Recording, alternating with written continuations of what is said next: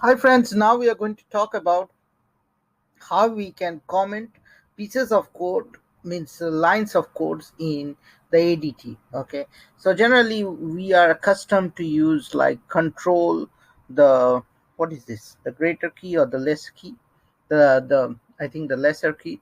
But here if I do that, it doesn't work. So here what you have to do, instead you have to press control+7. Okay, and then this works. Okay, it's the same thing. If I don't want this, the parameters section, what I'll be doing is I'll just take this one. Like everyone a vapor, we don't really delete codes, we comment out codes. Okay, you never know when you will need it. Okay, so you press control and click 7, and now you just hit control F3, which is the same thing, which is like activating. So here you can see it's activating.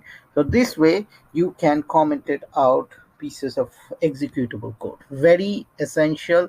um, Control, again it's control and the button 7. Okay, so and again, if you want to uncomment something, so suppose these are the ones you want to uncomment, you press control+7 and then it's done. It's the same thing. Okay, then I'll just press control+7. So it's either or.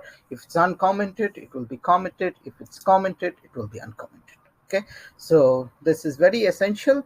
So that's it for the for this session, and hope you are liking the videos.